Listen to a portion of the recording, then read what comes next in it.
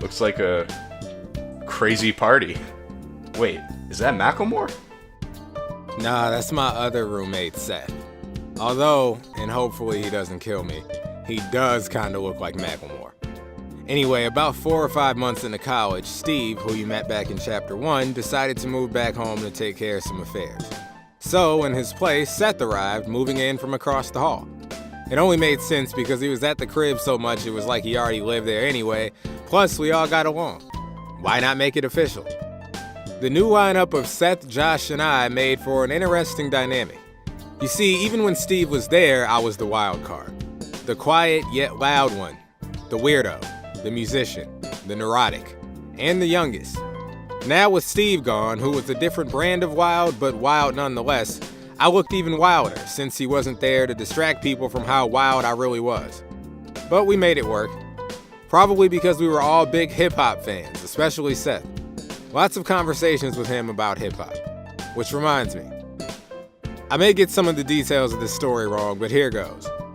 One night, as I was busy being the guy who never came out of his room unless it was to get more cinnamon rolls, rant about girls I was afraid to talk to, or play new music, Seth's girlfriend knocked on the bedroom door to tell me that I should come across the hall where Seth used to stay because they were hanging out over there with the new tenants, and one of them happened to rap. Me being me, I was intrigued, but I also knew I had a pretty niche taste in rap, so what is this doing here? Anyway, so I doubted I would have a fruitful conversation with this guy. And I could barely stand being social anyway. Nevertheless, she persisted, and before I knew it, I was over there in the same pajamas I was minding my business in my bedroom with, watching a Lil B video and having a debate about the state of rap. Then, a battle started.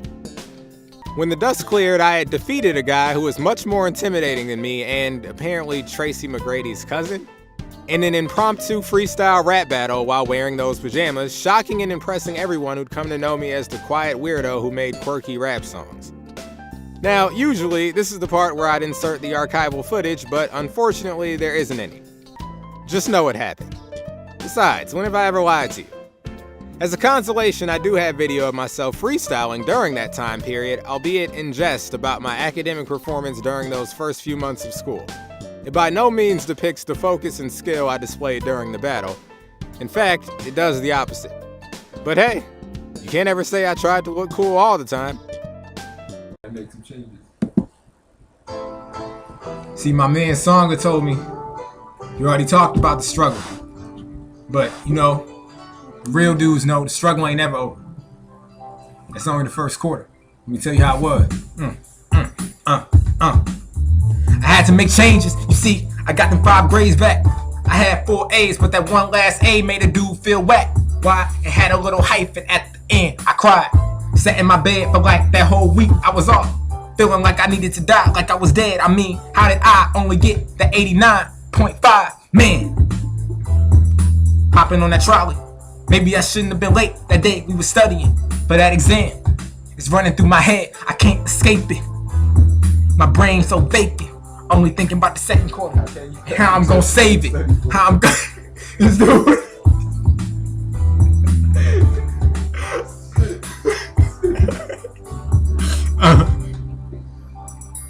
How can I pass the test I didn't study for? The teacher said drop out. I should have studied more. How can I pass the test I didn't study for? The teacher said drop out. You should have studied more. I should have studied more. I should have studied more. But that's just the way it is. You gotta get them grades. So I'm back. Second quarter, walked in the room, feeling bad, but I knew I had to redeem myself. Got a new backpack and a whole new, well, let me try to describe to y'all. New utensils and a new binder.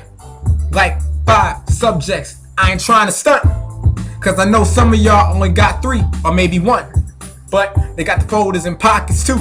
They got the tabs, so you know how I'ma do. Got them organized. I ain't trying to find no papers when it's time to decide what things I got to study for. Y'all know the hook. I should have studied more.